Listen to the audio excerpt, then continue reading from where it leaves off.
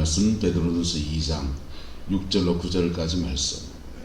성경에 기록되었을 때 보라 내가 택한 보배로운 모퉁이 돌을 시온에 두노니 그를 믿는 자는 부끄러움을 당하지 아니하리라 하였으니 그러므로 믿는 너희에게는 보배이나 믿지 아니하는 자에게는 건축자의 버린 그 돌이 모퉁이의 머릿돌이 되고 또한 부딪히는 돌과 걸려 넘어지게 하는 바위가 되었다 하였느니라.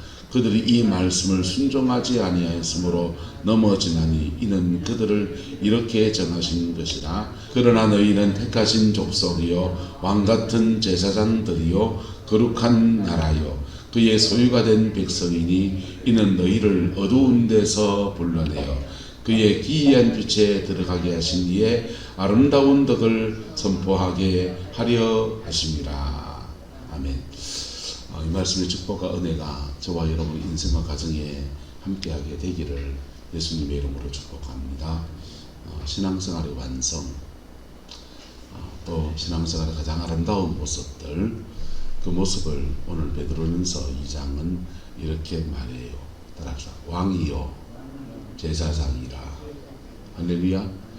마치 이것은 예수님이 말씀하신 대로 따라합시다. 너희는 세상의 빛이요 세상의 소금이라. 세상의 빛과 소금은 세상을 밝히고 또 세상을 썩지 않게 하고 다 의미 있고 선한 일에 쓰임받는 통로들입니다. 빛은 드러나고 소금은 먹어보기 전에는 드러나지 않습니다. 그래서 빛과 소금은 조금 역할이 다른 것처럼 그렇게 보여져요. 저는 오늘 이것을 빛을 왕이다 이렇게 말하고 싶고 소금을 제사장이다 이렇게 말하고 싶습니다. 오늘 성경에 보면은 이렇게 말해요. 그러나 너희는 택하신 무엇이요 족속이요. 여기 왕같은 제사장들이요 일어났는데요. 원문은 이렇게 안 되어 있습니다. 다 하나씩 떼놨어요. 따라합시다. 너희는 택하신 족속이요 너희는 왕이요 너희는 제사장이요 너희는 거룩한 나라요. 다 떨어져 있어요. 근데 이걸 지금 왕같은 제사장이다 붙여놓은 겁니다. 의미는 달라져요. 하나님이 세상을 통치해 나가실 때 에덴 동산에서는 하나님이 지도자를 세워서 다스림만 있어요. 뭐만 있다고요? 다스림. 누가 다스립니까? 에덴에서는 아담이 다스립니다. 그 다음에 사사시대가 되니까 누가 다스립니까? 사사가 다스립니다. 왕정시대가 되니까 누가 다스립니까? 왕이 다스립니다. 자, 대통령시대가 됐습니다. 민주국가 시대가 됐습니다. 누가 다스립니까? 대통령이 다스립니다. 자, 하나님이 이 세상을 경영해 나가시는데 다스리는 자가 있고 에덴이 동산에서 쫓겨나고 난 뒤에는 인간에게는 죄의 문제가 가장 큰 문제로 등장하기 시작합니다. 죄를 해결하지 못하면 잘 다스리는 사람도 한 방에 훅 가버리는 거예요. 다윗 왕이 잘 다스리는 사람이 있는데 죄를 못 다스리니 한 방에 훅 가가지고는 그냥 곤욕을 치르는 거예요. 사사 삼손이 얼마나 힘이 센데요. 강성한 사람이지요. 그런데 그가 그 정력을 다스리지 못했더니 한 방에 훅 가가지고요 눈알이 뽑혀가 블레셋 땅에 걸려가가지고 그냥 연자매도 돌리고 앉아 있습니다. 그리고 그런 죄된 사람이 다스릴 때 이스라엘 나라에는 왕이 권력을 가지고 죄 짓는 일이 일어나요. 이게 심각한 문제가 되는 거죠. 인간은 겉으로 보기에는 빛의 역할을 하는 이 다스림의 영역은 에덴에서부터 계속 이어져 오는데 정말 중요한 영역이고요. 잘 다스리는 사람이 일어나야 합니다. 할렐루야. 잘 다스리는 사람이 일어나야 합니다. 우리나라 역대 대통령 중에서 제일 부정적인 평가를 받는 사람 누굽니까? 안종무 목사님. 시사회 할 것이 안종무 목사님. 요즘 대통령이고 그 역사는 지나봐야 알고요. 우리나라 역사에서 가장 부정적인 평가를 받는 대통령은 전땡 대통령입니다. 전땡 매일 뉴스할 때마다 전두환 대통령 시절에 대학 다닐 때인데 9시 뉴스에 첫머리는 전두환 대통령을 시작합니다. 아이 뉴스도 전땡 뉴스 가고 그리고 감옥 가고 뭐 5.16 광주 민주화 운동에 관련돼서 사람들 죽이고 이런 것들 때문에 결국은 그렇게 비참하고 이렇게 평가가 안 좋잖아요. 그런데 경제로 말하면 우리나라 역대 대통령 중에서 제일 잘한 사람 중에 한 명이 전두환 대통령. 박통이 우리나라의 경제에 초석을 놨어요. 초석을 놨는데 박정희 대통령의 초석은 국가 주도의 경제예요. 그게 국가 주도의 경제에서 전통은 전두환 대통령은 민간 주도로 바뀌어요. 이걸 이렇게 바꿔요. 이걸 안 바꿨으면 우리나라는 중진국의 늪에서 벗어나지 못해요. 전 세계에서 중진국의 늪에 걸린 나라들이 몇 개 있습니다. 아무것도 없는 데서 무에서 이만큼 끌어올릴 때는 뭐 없으니까 뭐든지 하면 열리기 시작합니다. 근데 그 고비를 넘어서서 굉장히 인류국가로 넘어가려고 하면은 그 외에 뭔가 다른 게 필요한 겁니다. 지금 중진국의 덫에 걸린 나라가 어느 나라 압니까? 니하오마 중국이 중진국의 덫에 걸려 있습니다. 그 사람들은 박정희 대통령 모델을 따라가거든요. 그래서 국가 주도로 막 경제를 막 일으켰는데 기반이 아무도 없는 데서 막 해가지고 국민소득이 $10,000까지 올라왔습니다. 아주 그냥. 근데 중진국의 늪에 걸려 있어요. 우리나라는 그 고비를 해서 전통이 들어서면서 민간 주도의 경제로 바꾸면서 기업들이 스스로 창의성을 개발해서 그냥 나라가 시키는 거 하던 기업들이 세계에 나가서 경쟁할 만한 브랜드를 만들어내기 시작한 게 전통 때입니다. 뭐 여러 가지 있는데 어쨌든 잘 다스리는 사람이 필요하다는 얘기입니다. 할렐루야. 단지 안타까운 거는 이제 광주 민주화 운동이나 여러 가지 언론 탄압이나 아주 이제 부정적인 이미지를 혼빡 뒤집어서 가지고 그런 거지요. 잘 다스리는 사람이 중요하지요. 근데 그에 못지않게 중요한 문제는 인간의 죄성의 문제를 다스려 줄 사람, 죄의 문제를 해결해 줄 사람들이 필요한 겁니다. 제사장이 필요한 거예요. 뭐가 필요하다? 제사장. 제사장은 목사는 설교만 하는 사람이 아니에요. 종교 영역의 부름을 받은 사람들은 말씀 잘 전하면 되겠지. 안 됩니다. 종교 영역에 부름 받은 사람들은 제사장적 역할이 중요해요. 할렐루야. 인간의 죄 문제를 해결해 주는 거예요. 죄가 해결되고 나면 서기관의 역할이 필요합니다. 서기관. 구약시대에 종교 영역에 두 가지 큰 직분이잖아요. 하나는 제사장, 하나는 서기관. 제사장으로서 죄를 해결해주고 죄 문제 가지고 역사하는 사단의 권세를 제압하고 사람들을 살려내고 회복시키고 회복된 사람들이 이제는 말씀 붙들고 살도록 서기관으로 가르치는 일을 하고 좋은 교회는 이 두 가지가 같이 있는 겁니다. 할렐루야. 우리 교회 그런 게 만들어 갑시다. 할렐루야. 실제로 죄사함의 역사가 실제로 죄가 떨어져 나가니까 사단의 권세가 끊어져 나가는 역사가 교회 안에 그냥 이상하게 나타나는 게 아니고 성령 사역하는 그런 교회나 있는 거 그게 아니고 교회 안에 그 여사로 일어나야 돼요. 할렐루야. 복음의 그 능력이 실제로 풀어지는 교회, 그 교회가 되기를 소망합니다. 자, 그런데 이 두 가지 다스리는 영역과 제사장의 영역은 구분되어 있고 서로 상호 보완점입니다.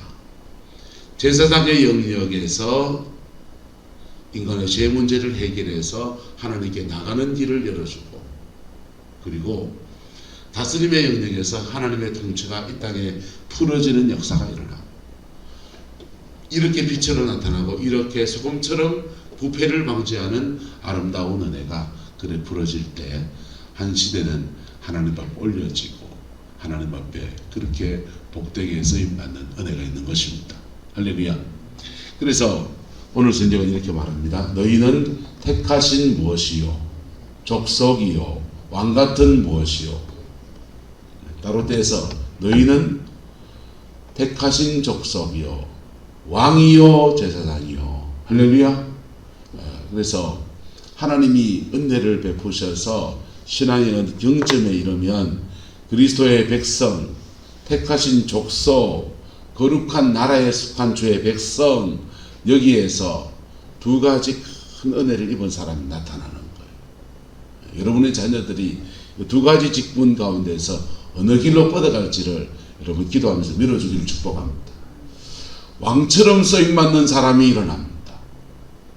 왕처럼 쓰임받는 사람, 다윗같이 쓰임받는 사람이 일어납니다. 요셉처럼 쓰임받는 사람이 일어납니다. 이게 왕입니다. 한 시대에 하나님의 통치를 이 땅 가운데 풀어내고 사단이 지배하는 세계 안에서 강력한 영적 권세를 가지고서 뚫고 나가는, 그게 왕입니다. 할렐루야. 눈에 보이는 실제적인 왕은 애굽의 바로예요. 그러나 그 뒤에서 그 애굽 땅에 하나님의 통치를 풀어내는 사람은 누굽니까? 요셉.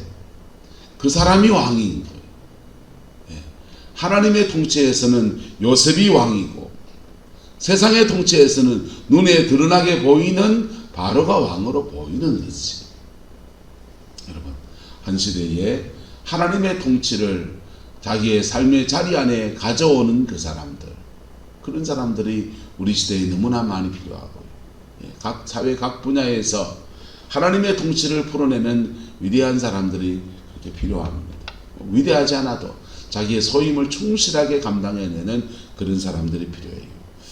전두환 정권 때 그 이 경제 좋았는데 그 경제를 끌어올리고 그 일에 중요한 역할을 하신 분이 있어요.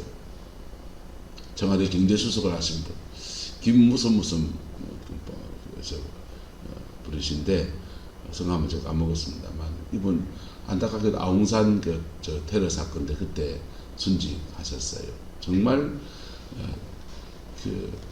우리나라의 경제 시스템들을 선진국의 위상에 맞게 바꿔놓고 노사구조, 기업 경영, 모든 일들을 이렇게 기반을 다져가지고 그걸 기반해서 시대적으로 일본이 미국이 견제를 받기 시작하면서 우리 경제가 확 살아난, 그래서 이 나라를 반석 위에 세워놓는 중진국의 늪에 듣고 일어서서 선진국에 들어갈 수 있는 진입 통로를 열어준 사람들이 그 팀들입니다. 이게 하나님의 통치, 그것을 이 땅 가운데 풀어내는 중요한 역할을 하는 사람들. 할렐루야. 여러분이 가정 안에 이런 자녀들이 일어나게 되기를, 이런 손주들이 일어나게 되기를 예수님의 이름으로 축복합니다. 그 다음은 시대의 제사장들이에요. 제사장들. 시대의 제사장이 없어지면, 죄를 지으면 죄가 해결되지 않습니다. 매일 아침마다 쓰레기차가 이렇게 돌아다닙니다. 어제 김희암 집사님이랑 이렇게 차를 타고 가면서 이런저런 얘기하다 보니까 김 집사님 쓰레기차 운전하실 때 얘기를 하시더라고요. 울산에서 쓰레기차 운전하겠는데 새벽 3시에 출근을 한친다는, 3시에 나가서 해 뜨기 전에, 사람들이 왕래하기 전에 동네마다 모든 쓰레기를 다 치워버려라, 안 보이게. 그러니까 새벽 3시에 일어나서 9시까지 그냥 오전 한 발을 끝내고 나면 그게 하루 일과라는 거죠. 근데 눈에 보이지 않게 그 쓰레기를 치워준 사람들이 계시니까 동네가 깨끗하잖아요. 그런데 그거 안 치우면 어째 됩니까? 그분들이 안 계시면, 음식물 쓰레기차 치우는 분이 안 계시면, 구룡포에 저 똥공장이 없으면 어째 되겠습니까? 예? 우리나라 60년대 6.25 전쟁 끝나고 폐허의 잿더미에서 서울에 온 사람들이 서울 시내 보고 말합니다. 길바닥에 똥이 거득한 거. 잘못 밟으면 똥 밟고 다닌다. 장화 신고 다녀야 되는 나라. 왜 똥이 거득합니까? 제대로 안 치우고 그렇지 뭐. 제대로 안 치우기 그렇고. 쓰레기 안 치우면 안 치운 대로 쌓이고, 음식물 쓰레기 안 치우면 안 치운 대로 냄새 나고, 집안에 여름날 음식물 쓰레기 며칠 자꾸 밀리면 어째 됩니까? 그게 발이 썰고 막 심지어 꼬물꼬물 기 가는 것도 생길 수 있습니다. 젊은 분들은요, 쓰레기 마땅히 처리하기가 자기 출근 시간 안 맞으면 그 요즘은 싱크대에서 바로 갈아가지고 내려버리는 것도 있지만, 저는 어떻게 했냐, 냉장고에다가 쓰레기통을 넣어놓고, 음식물 쓰레기통을 넣고, 음식물 잔반이나 찌꺼기 생기면 그 냉장고에다 넣어놔요. 그래야 파리가 안 쓰니까. 자기 나름의 그 쓰레기를 처리하는 것 때문에 곤욕을 그렇게 치러요. 여러분, 한 시대의 쓰레기들, 민족의 쓰레기들, 감정의 쓰레기들, 영적인 이 쓰레기들이 있는데, 그걸 정리하고 처리하는 사람들이 이 시대에 또한 필요한 것입니다. 시대에 소금처럼 쓰임받는 사람들이에요. 할렐루야. 그런 분들이 어떤 분이야? 따라합시다. 중보자들입니다. 그런 분들이 하나님 앞에 참 드러나지 않게, 빛은 드러나잖아요. 드러나지 않게 소금처럼 쓰임받는 분들이 계신데, 그분이 부패를 방지하는, 시대의 부패를 방지하는 중보자들로서 그래 쓰임받습니다. 별로 드러나지도 않아요. 그냥 기도할 때 남들보다 좀 더 깊이 기도하시는 것 같고, 기도할 때마다 많이 우시기도 하고. 그런데 그 중보자들이 가정 안에 있으면요, 그 가정 안에 죄 문제 때문에 역사하던 원수의 권세가 끊어져요. 할렐루야. 여러분의 가정 안에 이 은혜가 있기를 예수 이름으로 축복합니다. 그 사람이 함께하면요, 가정 안에서 왕 역할을 하는 사람들이 지기를 찾아가기 시작해요. 그 사람이 일어나면 가정 안에서 인생 방황하는 사람들이요, 자기 인생을 찾아갑니다. 인생은 가치관, 배우고 그가 기술을 연마해서 그걸로 인생을 참 살면 얼마나 좋겠어요?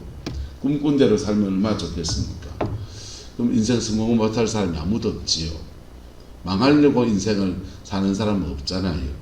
그런데 그렇게 자신의 꿈꾼 대로 인생을 살아야 되는데, 그렇게 못 사는 이유가 뭡니까?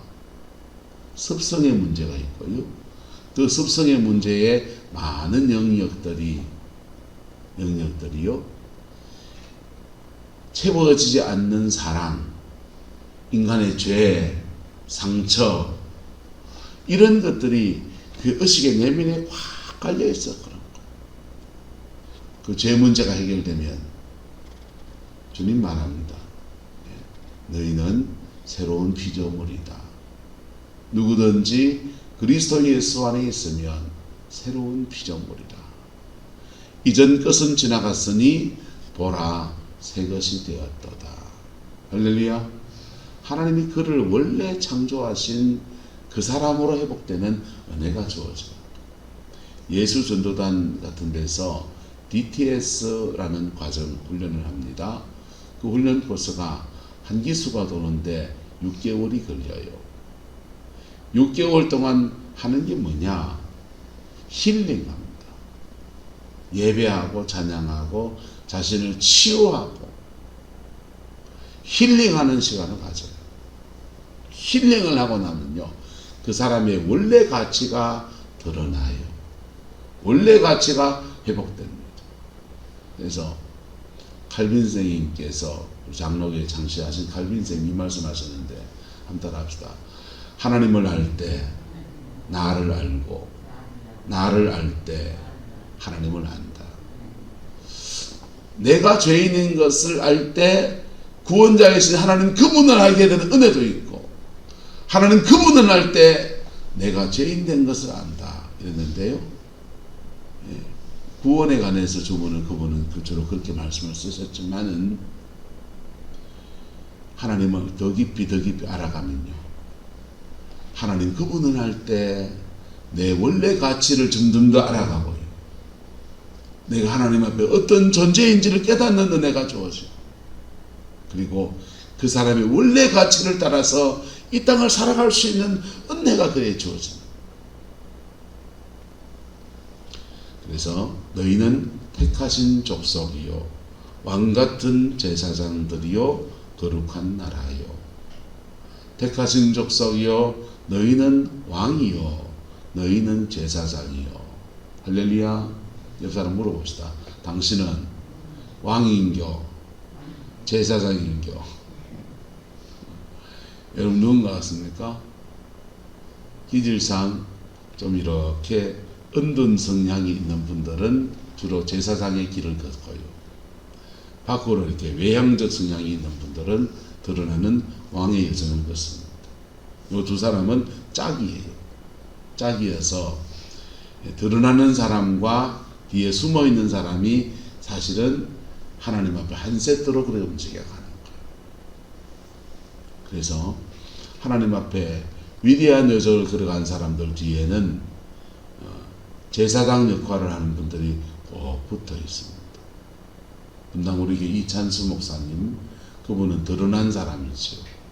그런데 그의 뒤에는 여러 사람의 기도가 있겠지만은 어머니의 눈물 흘린 기도가 있고, 그리고 40일 금식하다가 순교에 돌아가신 아버지가 쌓아오는 믿음의 터라는 것이 있는 거예요. 그게 숨겨진 제사장의 여정인 것입니다. 할렐루야. 그게 한 세트로 움직여지면요, 열매 따야 될 때 열매 따고요, 기도로 심어놓은 것에 아름다운 결국들을 보는 은혜가 그래 주어져요. 오숙 권사님 안 오셨지만 오숙 권사님은 제사장이 되어야 되고, 헝가리에 가 있는 장 목사님은 뭘로 쓰임받고, 왕같이 쓰임받고, 드러난 사람과 숨겨진 사람, 이게 한 세트로 그렇게 움직여지는 거예요. 조인교 목사님은 왕같이 쓰임받고, 그 뒤에 숨어있는 최자실 목사님 같은 분들은 어머니 장모님 권사님, 장모님 목사님은 숨겨져 있는 사람, 제사장처럼 쓰임받으면서 한 세트로 그렇게 굴러가는 거예요. 그분은 죄성이 없습니까? 그분은 인생에 유혹이 없었습니까? 많았지요. 많았겠지. 전 잘 모르니까. 하지만 그거 그렇게 넘어서서 하나님 앞에 그렇게 믿음의 여정을 걸어가는 은혜가 그래 주어지는 것입니다. 할렐루야. 여러분의 가정 안에 이 두 개가 함께 움직여 가기를 예수 이름으로 축복합니다. 그런데 이런 여정에 갈 때 보세요. 이는 너희를 어디에서 불러내어? 어두운 데서 불러내어 그의 무엇에? 기이한 빛에 들어가게 하신 이의 아름다운 덕을 선포하게 하려 하심이라. 왕같이 세워지고 제사장같이 세워지는데 그 단계를 기이한 빛이라고 베드로 사도는 말하고 있고요. 이 기이한 빛이란 단어가 헬라어는 수마토스라는 단어를 사용합니다. 수마토스는 두 가지 뜻이 있다고 자주 말씀을 드렸어요. 한번 따라합시다. 하나님과 친한, 하나님과 친해지는, 하나님과 친한데 보세요. 우리는 죄에 대해서 두려워하는 마음 가지고 벌벌 떠면서 심판하시는 주님 앞에 나옵니다. 하나님이 죄에 대해 심판하시면 심판을 달리 받겠습니다. 그러나 하나님의 자비하심 믿고 나옵니다. 그럴 때 주님은 우리를 심판하지 않으시고 우리를 하나님의 자녀로 삼으세요. 할렐루야. 그래서 자녀 되어지고 나면 그 다음부터는 우리 마음 안에 두 가지 마음이 공존해요. 자녀의 마음과 하나님이 나를 책망하시고 심판하시면 어떡할까 하는 이런 두 가지 마음이 공존해 갑니다. 그런데 이게 점점 더 하나님 편에 이렇게 깊어지기 시작하면 죄는 끊어져 가고 점점 더 하나님과 친한 단계로 넘어가는 거예요. 하나님과 친하니까 하나님과 교제하는 게 좋고 하나님과 친해진 사람이 부르는 찬송은 이겁니다. 내 기도하는 그 시간 그때가 가장 뭐하다?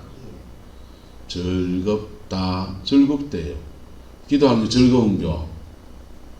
5분 기도하면 앞이 깜깜하고 뭔 말을 할지 될지 모르겠고 내 기도하는 그 시간 내게는 가장 괴롭다.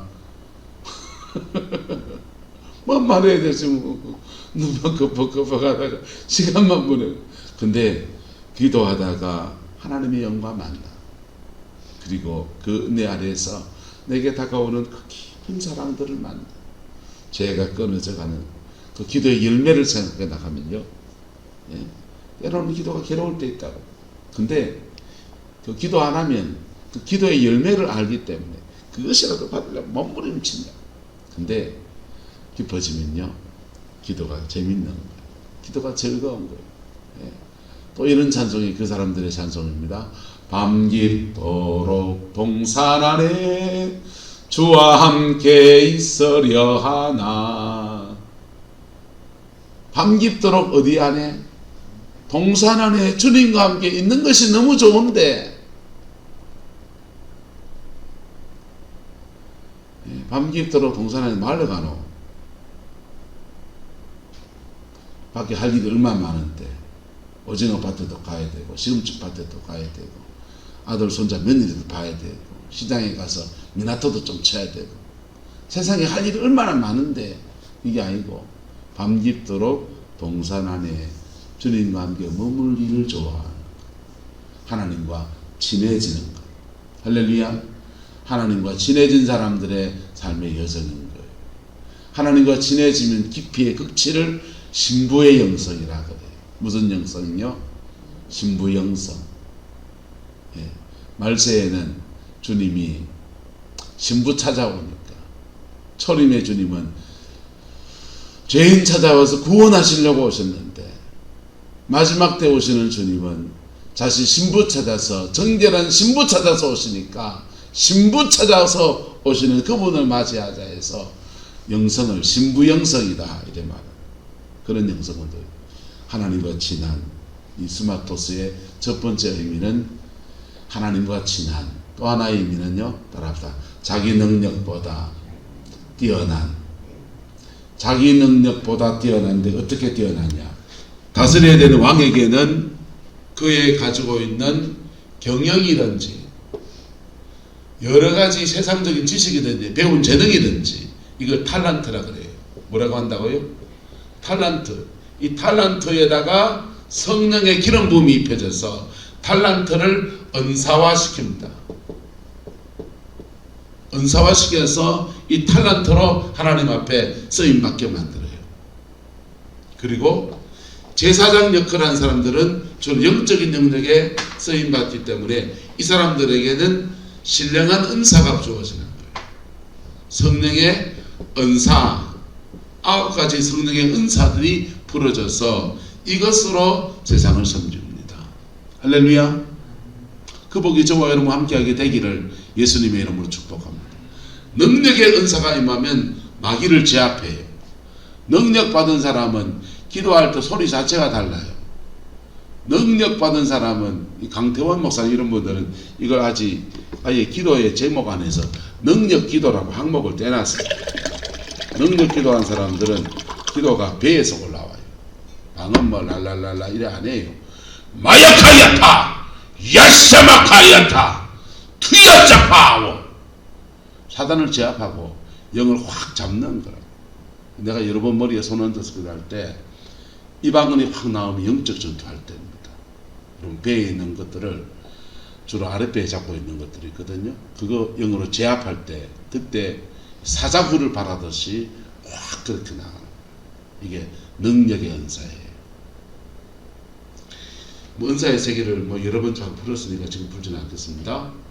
그렇게 해서 요셉을 보면요, 요셉을 보면은 하나님이 그에게 엄마가 돌아가시고 동생 베냐민 데리고 살아가는데 앞길이 막막한 그에게 하나님이 찾아오시고 그에게 소망을 주십니다.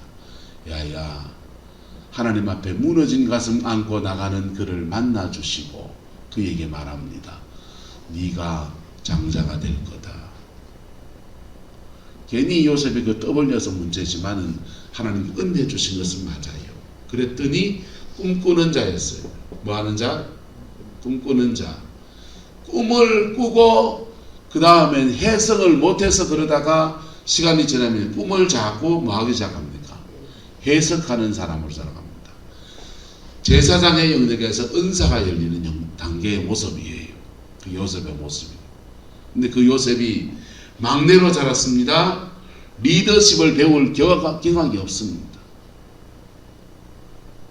그런데 그가 애굽에 끌려가서 보디발의 집에 들어가서 처음에는 시다발이 하는 거지. 열심히 그냥 하다 보니까 저놈 똘똘하네. 그래가 보디발이 그를 가정총무로 세웁니다.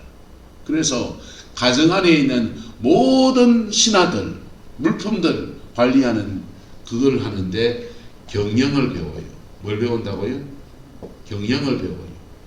경영을 배웠는데 이미 받은 그 성령의 기름 부음 안에서 경영을 하기 시작하니까 보디발의 온 집에 은사화된 경영이 보디발의 온 집을 풍성하게 만들어. 그리고 그 요셉이 감옥에 갇힙니다. 감옥에 갇히더니 왕궁에서 일하는 고위관료들을 만나요. 가정총무로서 배웠던 경영의 방법에다가 국가 경영을 배우는 거예요. 뭘 배운다고요? 국가 경영을 배웁니다. 그랬더니 국가 경영에 성령의 기름 부음이 펴져서 은사화되어지니까 애굽 땅 전체를 살려내는 그런 아름다운 통로로 쓰임받는 거예요. 만약에 은사만 있다면 바로왕의 꿈을 해몽하고서 하나님, 바로왕이시여, 나는 당신의 꿈을 해몽해 드릴 수 있습니다.